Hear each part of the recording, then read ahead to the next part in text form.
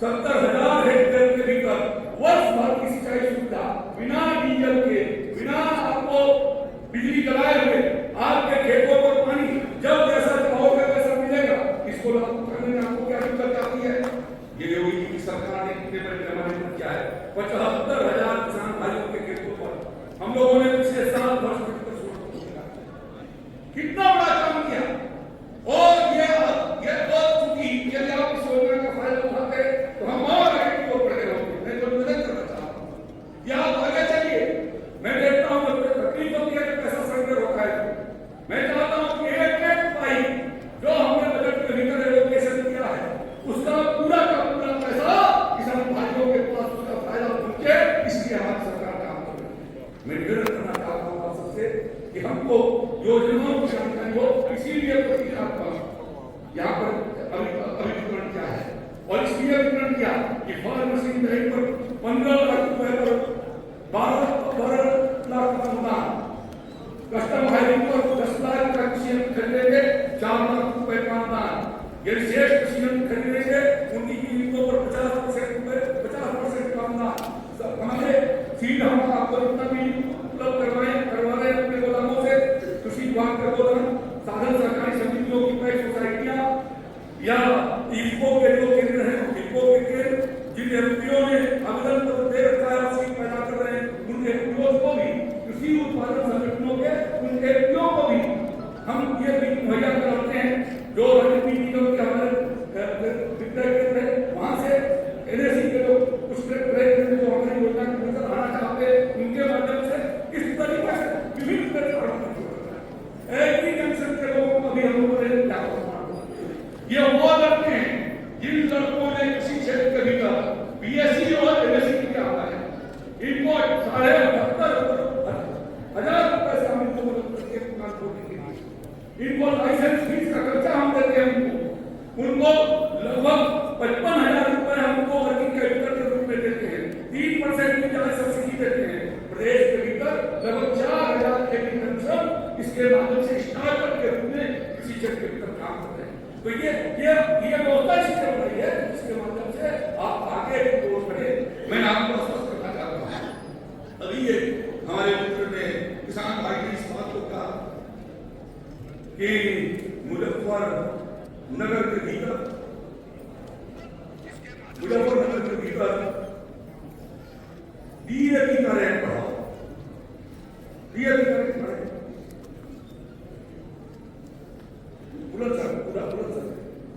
बुलंदशहर वहां पर पर्याप्त मात्रा में आज की तारीख में डीएपी है।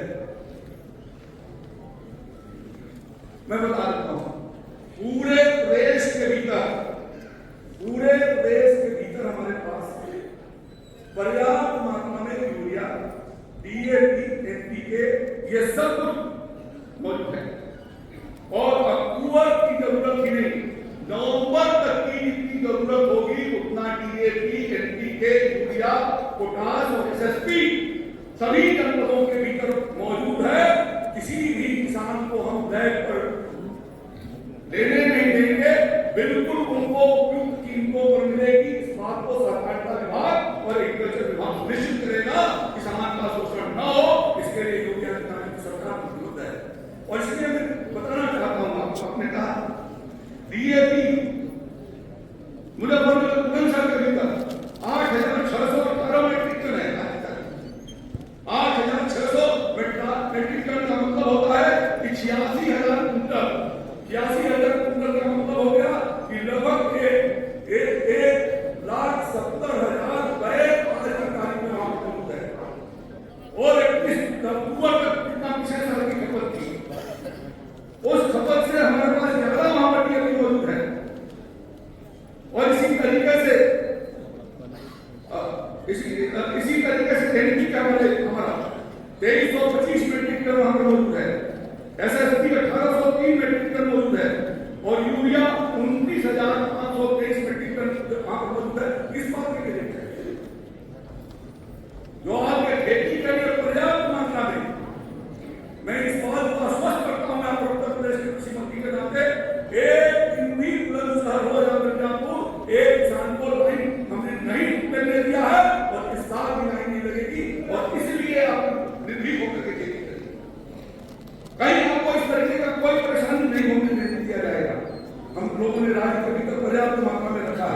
लगभग हमारे पास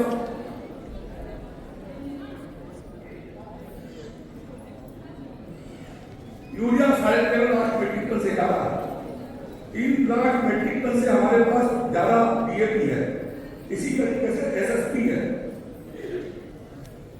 13.50 lakh metric ton, 13 lakh metric ton, कई सौ रैक आ जाएगी। यह हमारे गोदामों पर है, या तो सहकारिता विभाग के टैक्स साइटों पर है, उनके गोदामों पर है, एपो के गोदाम पर है, जो प्राइवेट डीलर्स हैं उनके पास है, क्रय केंद्रों पर है। कोई समस्या आपको इस बारे में नहीं आ पाएगी। डीएपी भी हमारे पास 3,40,000 मीट्रिक टन है, एनपीके हमारे पास 3,33,000 मीट्रिक टन है, और सुपर फास्फेट को एसएसपी को 2,70,000 मीट्रिक टन है, और पोटास भी 1 लाख मीट्रिक टन के करीब है। जो विधिवत आप फल लगाइए, गेहूं की खेती करिए, सरसों दलहन की खेती करिए, लेकिन संतुलित मात्रा में ही उर्वरक का इस्तेमाल करें। ये मैं आपसे अनुरोध करना चाहता हूं, संतुलित मात्रा में उसका उपयोग किया जाए, लेकिन बहुत जरूरी है। और इसलिए आप उसको देखेंगे, अभी हम लोगों ने 2 दिन पहले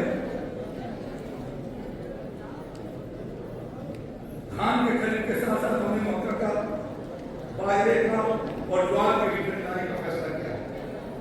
प्रदेश के भीतर जब योगी जी की सरकार बनी थी, उसके पहले सिर्फ 2 फसल की खरीदारी होती थी, धान और गेहूं की, और हम अब लगभग 1 दर्जन फसलों की खरीद कर रहे हैं। अभी हम लोगों ने 4 फसल का हमको रेट भी बताते हैं। धान का 2300 रुपए क्विंटल के हिसाब से, मक्के को 2225 रुपए के हिसाब से, बाजरे का 2625 रुपए क्विंटल के हिसाब से, ज्वार का 2180 रुपए क्विंटल के हिसाब से। मक्के की खरीद 21 किलो में किया जाएगा, जहां पर मक्के की खेती किसान भाई कर रहा है। बाजरे का 32 किलो के भीतर खरीदारी की जाएगी, ज्वार के भीतर 4 किलो के भीतर खरीदारी की जाएगी, और उड़द और मूंग के बारे में ही जल्दी हम निर्णय लेकर के बता देंगे। उड़द और मूंग का भी खरीदारी करेंगे, जहां पर उड़द और मूंग की जंगलों की फसल लगाई जाती है, वहां पर उनके ट्रेन चलाए जाएंगे। रबी के सीजन में हम चना की खरीद करते हैं, मसूर की खरीद करते हैं, सरसों की खरीद करते हैं। पिछले साल भी हमने खरीदा है, पिछले साल भी माले वालों ने खरीदा, और लगभग 850 करोड़ रुपए का खरीदा। तो ये प्रयास किया गया है, ये प्रयास निरंतर उत्तर प्रदेश के किसान भाइयों को आगे की ओर बढ़ाने का प्रयास है। और इसलिए मैं चाहूंगा आपका भी प्रयास इस बात का होना चाहिए कि हम नई टेक्नोलॉजी को अच्छे प्रकार के बीजों का उपयोग कैसे करेंगे। यदि हम अच्छे बीजों का प्रयोग करेंगे, हमारे साइंटिस्ट कहते थे कि 30-35% के लिए रिप्लेसमेंट हो जाएगा, परिवर्तन तो बहुत अच्छा हो जाएगा। अभी मैंने हिसार के भीतर करना हरियाणा को 1 महीने मिला, और उस टीम की रिपोर्ट तो मेरे पास आई। वो रिपोर्ट मैं आपके सामने रखना चाहता हूँ, उसके साथ और इसलिए रखना चाहता हूँ कि हमको क्या करना चाहिए।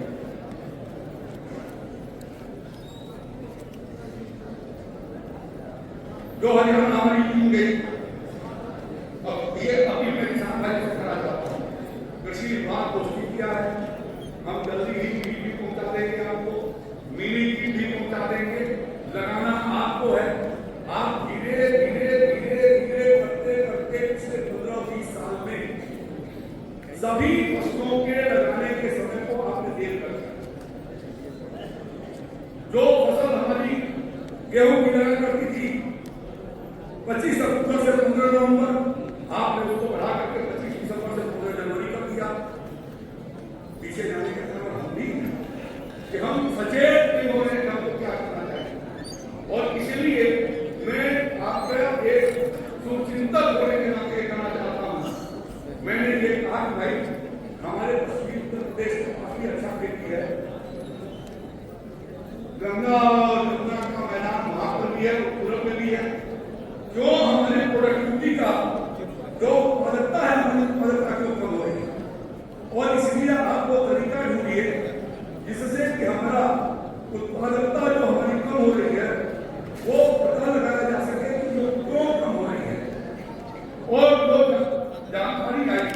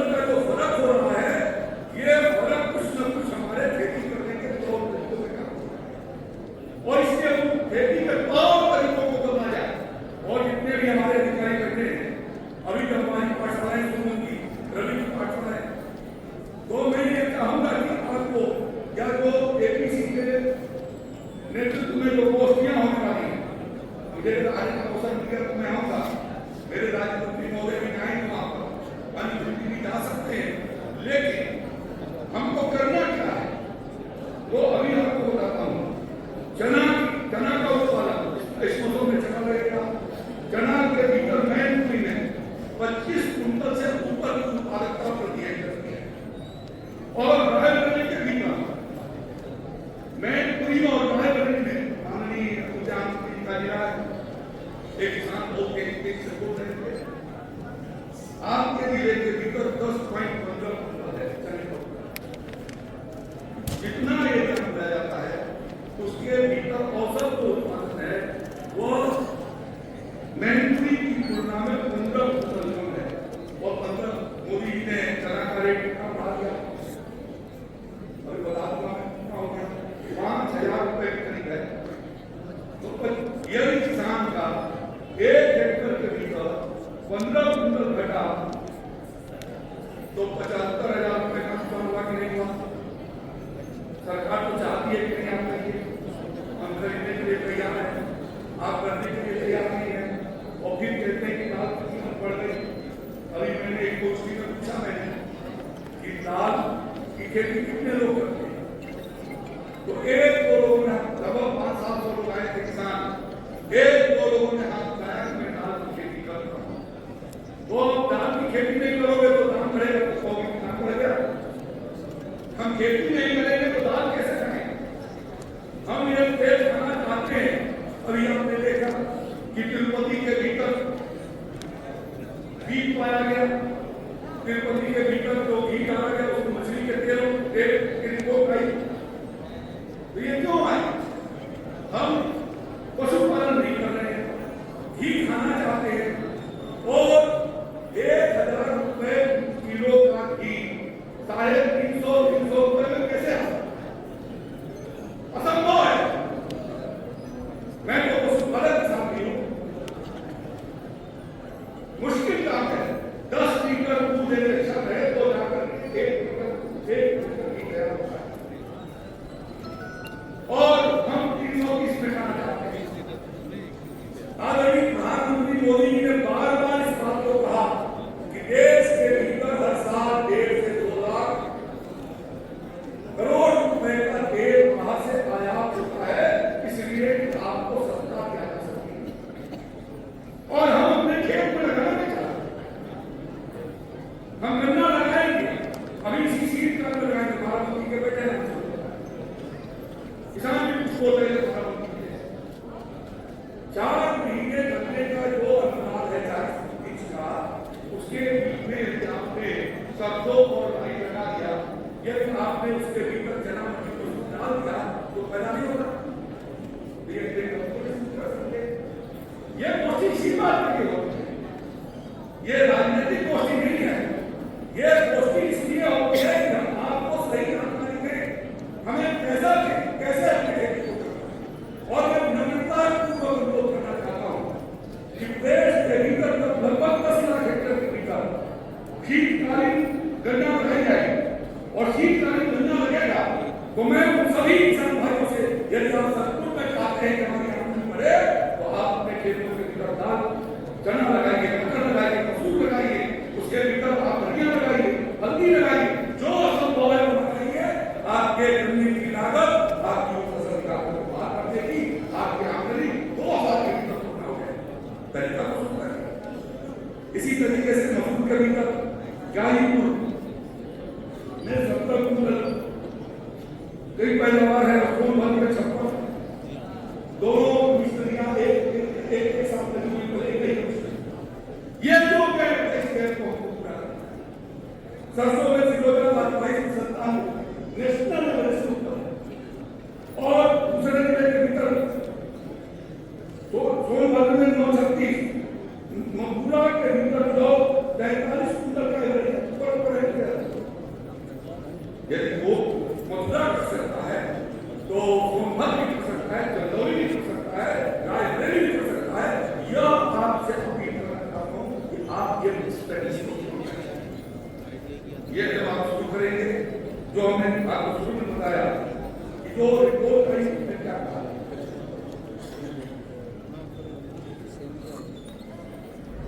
जो हमारे गैर अधिकारी आए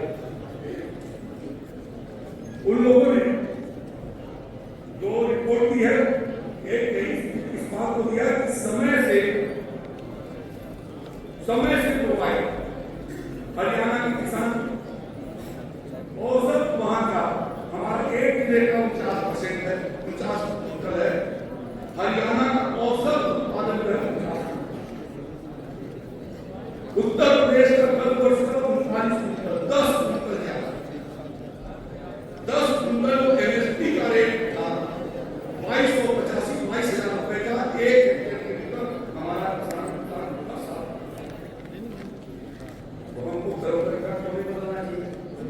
जो रिपोर्ट उन्होंने दिया, उन्होंने ये दिया, मैंने कहा था गेहूं, सरसों और धान और हाइब्रिड सरसों, ये चारों का आप उस हरियाणा के भीतर के सबकी प्रोडक्टिविटी ज्यादा है, पंजाब उससे भी ज्यादा है। हम पंजाब में चर्चा नहीं करेंगे, लेकिन मेरी ये इच्छा है कि 2027 तक हम हरियाणा के प्रोडक्टिविटी के बराबर पैदा हो। यह संकल्प आर्थिक सुधार को लेकर के हमारे अधिकारियों को संस्थानों आप सबको जाना है। यह संकल्प का कमी नहीं है तो और उत्तर प्रदेश और उत्तर प्रदेश बनाना है। तो हमें ये परिश्रम करना होगा, ये काम हमको करनी होगी। जो उन्होंने रिपोर्ट किया उसमें कहा कि 25 अक्टूबर से लेकर के 15 नवंबर के बीच में 85% एरिया के भीतर गेहूं की फसल है।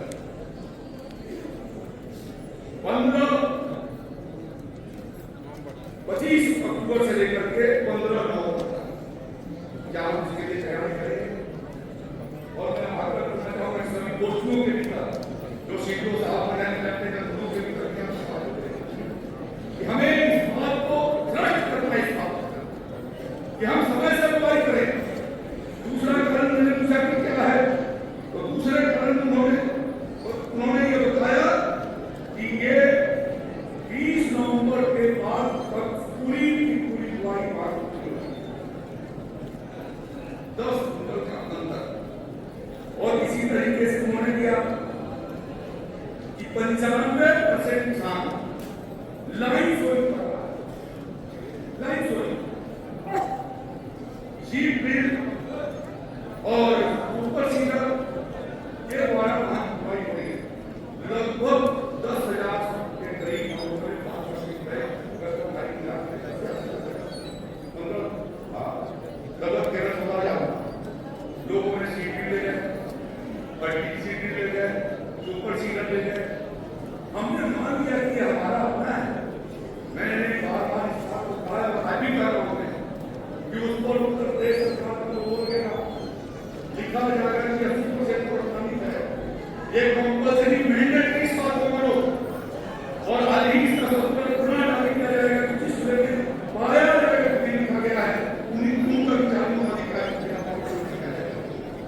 15 लाख 12 लाख रुपया लेंगे, वो मेरे पिताजी की जायदाद हो जाएगी। उस भूमि की जायदाद है, सभी किसानों का इस्तेमाल करने का अवसर होना चाहिए, इसलिए उसको ऊपर लिखा जाए। रिटेल रेट पर उनको तो कहीं उसकी होगी, रिटेल रेट पर उनकी मल्टी की जाएगी, रोलिंग किया जाएगा। ये सारे काम किए जाएंगे और इसलिए अनिवार्य रूप से इन सबको मैं बताता हूँ। अभी 4 कागजों के कर दिया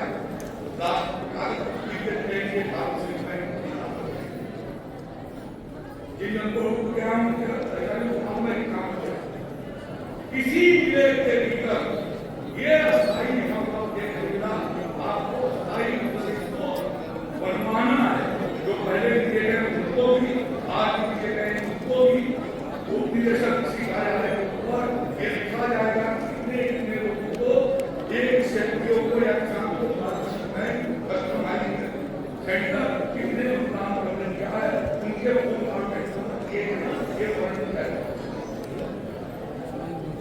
तीसरी चीज ये इसलिए मैंने कहा कि लाइन सोइंग ये सदोरी अभियान के लिए हम तय करें कि हमको लाइन सोइंग करानी है और लाइन सोइंग हम कराएंगे तो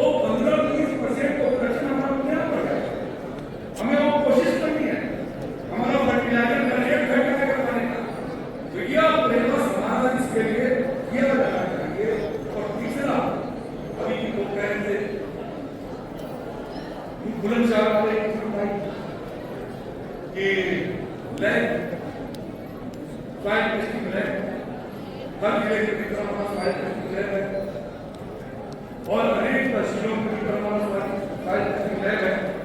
पिछले वर्षों में 3 करोड़ से ज्यादा वाइल्ड टेस्ट करके उनको काट दिए।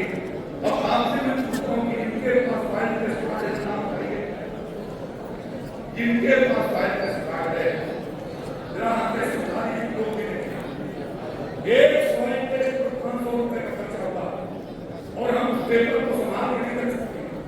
हर साल कहीं जमा वाइल्ड टेस्ट करो, बीमार हुई है लेकिन 30-40 साल आपके साइड वालों को ठीक होने में उसको समय लगेगा। ये जरूरी नहीं है कि उसकी जांच किया जाए, ये जरूरी है कि हम अपने प्रैक्टिस को बदलें और प्रैक्टिस बदलने के लिए हमको ऑर्गेनिक मार्केटिंग बढ़ानी होगी। उसके लिए हमको भैंसा और मूंग की खेती हमको बढ़ाना होगा। जितना दलहन की खेती बढ़ाएंगे आपके नाइट्रोजन बढ़ता चला जाएगा। इसके माध्यम से ये काम हरियाणा हम भी राज्य के भीतर अभी जिप्सम मारना लगभग 25,000 रुपये मिलेगा। अब आप लगाएंगे सबको जिप्सम डालेंगे जरूर बेहतर आपकी फसल 20-25% हो जाएगी। हमने कैलिब्रेशन में ढंग से दिए बहुत सारे जिले के भीतर हम जागरूक हों।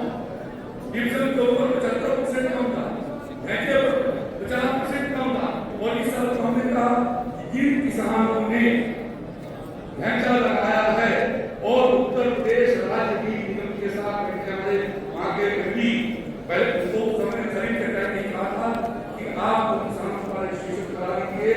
यदि उन्होंने लगा दिया है तो 4600 रुपए क्विंटल के हिसाब से दाल की जो कीमत है उसके हिसाब से हम आपका भैंसा बीज खरीद लेंगे। ये मैं आज बड़ी करूँ जिन लोगों के लग गए हैं उनके आगे रजिस्ट्रेशन करा जाए और इसी तरीके से मैं कहना चाहता हूँ कि जो दाल और तिलहन की खेती कर रहे हैं यदि वो चाहते हैं कि तिलहन और तिलहन खरीदा जाए तो रजिस्ट्रेशन करा जाए। एक डिपार्टमेंट भी कराइए, नेफेड के भीतर भी कराइए, दूसरी एजेंसी है उसके ऊपर करा दीजिए।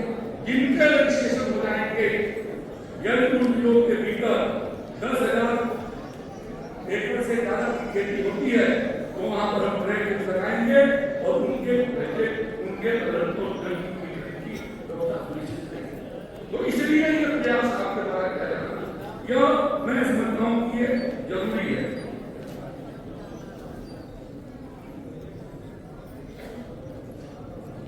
एक किसान भाई ने गोरखपुर के हमारे किसान भाई थे, उन्होंने कहा गन्ने का बताया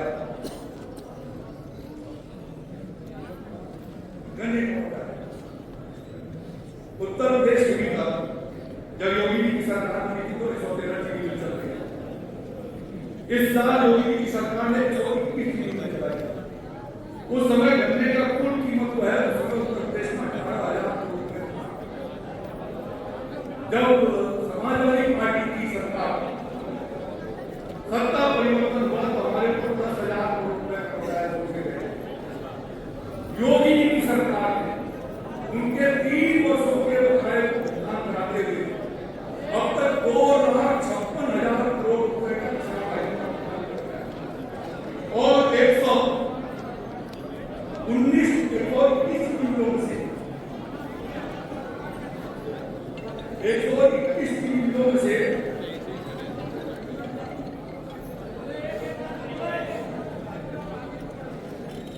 22 बिलियन को छोड़ करके सबका पेमेंट पाइप में करता है।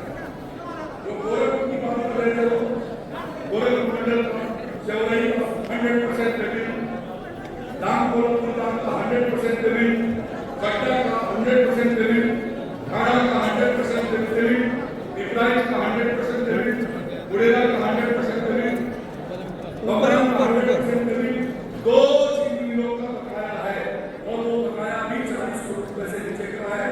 50 रुपए 12,000 करोड़ रुपए के करीब का और दूसरे का जो है वो 22-23 करोड़। हमारी सरकार ने जो प्रयास किए वो प्रयास करना किसानों के दृष्टि से सर्वांगीण प्रयास किया है। उद्यान के लोगों ने ये व्यवस्था बनाई कैसे प्रदेश के भीतर संतुलन करके पड़े। आज उत्तर प्रदेश के भीतर हमारा धान की खेती सर्वाधिक होती है, लेकिन क्वालिटी वाली व्यवस्था होना चाहिए। मैं चाहूंगा जहाँ के हमारे विशेष उनकी क्वालिटी को सुधार करने के लिए लगभग हमारे पास 46,000 कुंटल बीज तैयार होता है। हमने कहा है लोगों से, जो सिर्फ तहसीलदार के लोगों से, कि आलू के भी अच्छे बीज को आप लगाइए। हम लोगों ने प्रयास करके इंटरनेशनल संस्थान आए जाने की कोशिश किया है।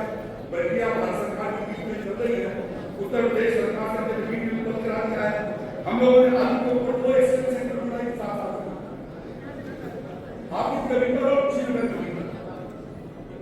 एक मस्ती क्षेत्र के भीतर है, पूरी क्षेत्र के भीतर हम पैक हाउस बनाए। पैक हाउस के बनाने का परिणाम क्या हुआ? जो हमारा 14-15,000 करोड़ रुपए का एक्सपोर्ट था, आज बढ़कर के 23,000 करोड़ रुपए का एक्सपोर्ट से साथ मिलता है। 10,000 करोड़ रुपए का एक्सपोर्ट था। जब हम क्वालिटी प्रोडक्शन करेंगे, गुणवत्तापूर्ण उत्पादन करना, यह भी एक हमारे देश में होती है। हमारा काम शिक्षा से चलता है और बम्बई में पहुंचता है। बम्बई के भीतर जब पहुंचता है तो आगरा के नाम पर पूरा का पूरा आलू जाया करता है और से करता है, तो उसको खाने में खाने की दिक्कत का सामना करना पड़ता है। क्वालिटी को सुधारोगे नहीं तो कोई उपभोक्ता खरीदने वाला नहीं है। हम उसे पैदा ही नहीं करेंगे, क्वालिटी को भी बेहतर तरीके से हम पैदा करेंगे। राज्य के भीतर लोगों ने केले की खेती, बाराबंकी के भीतर, महाराज के भीतर, कुशीनगर के भीतर, बराई के भीतर और केले की खेती के लिए टिश्यू कल्चर आता था हैदराबाद से। हम लोग प्रयास कर रहे हैं अपने प्रदेश के भीतर टिश्यू कल्चर लगाने और हमारे टिश्यू कल्चर के लिए हम लोगों ने परियोजनाएं 2 परियोजनाएं स्वीकृत किया है। एक काशी के भीतर और दूसरा कुमारगंज विश्वविद्यालय के भीतर। जल्दी ही उसके ऊपर हम काम शुरू हमारे हो जाएंगे, जिसके माध्यम से बड़े पैमाने पर किसान भाई को उपलब्ध करा सके। ये कोशिश कर दिया है, ये 7 साल की कोशिश है। इस कोशिश में आज हम लोग काम कराया है और 3 साल की कोशिश होगी तो उत्तर प्रदेश हरियाणा के बराबर का होगा। आलू में देश के भीतर सर्वाधिक उत्पादन करने वाला राज्य उत्तर प्रदेश है। गेहूं में सर्वाधिक उत्पादन करने वाला राज्य उत्तर प्रदेश है। हम दलहन और तिलहन के भीतर भी सर्वाधिक उत्पादन की दृष्टि से आगे बढ़ सकते हैं। मक्के का हमारा अभियान चल रहा है। मक्के की खेती हम उसके साथ तय किया, पिछले सालों में तय किया था। गरीब के मक्के के साथ साथ जागरूक करना चाहता था। अभी वो बोल रहे थे इथेनॉल के साथ मक्के उत्पादन को जोड़ दिए। गोरखपुर जिले के भीतर आई जो वहाँ पर शराब बनाने का काम करती थी, उनसे बातचीत करके और किसानों और एनजीओ के साथ हम लोगों ने ये व्यवस्था बनाई है कि वो अपने प्लांट के भीतर इथेनॉल लगाने की प्रक्रिया को शुरू कर दिया। आपका जब तैयार होगा तो उस समय हम तैयारी करने की स्थिति होगी। अभी 3-4 दिन पहले जो हमारी कैबिनेट हुई, उस कैबिनेट ने इस अंतराल को भी पूरा करने के लिए 28 जनपदों के भीतर 8 जिलों में 4,000 करोड़ रुपए अपेक्षा है। उसमें इन्हीं सब इंटरवेंशन के लिए ये तो भी हमने आपको बताया कि उत्पादन को बढ़ाया जाना, लागत को घटाया जाना, स्पीड ब्रीडिंग को किया जाना, क्लाइमेट रिसिलिएंट जलवायु के कंट्रोलिंग क्षमता की हमारी जो वैरायटी हो उसको निकाला जाना, रिसर्च को आगे बढ़ाया जाना, ताकि आपदाओं में भी उसका मुनाफा किसान कैसे कर सकते हैं उसकी व्यवस्था किया जाना और कृषि के मॉडल के साथ साथ मार्केट लिंकेज को हम कैसे बना सकते हैं। इस दृष्टि से 4,000 करोड़ रुपए विश्व बैंक के साथ लोगों ने अपना एक एग्रीमेंट किया है और 35 वर्षों के तक हम उनसे ब्याज 100% के करीब ब्याज पर 35 साल के लिए उनसे लोन ले रहे हैं। 2700 करोड़ रुपया वो खर्चा करेंगे, 1300 करोड़ रुपया वो सरकार अपने पास रखेगी।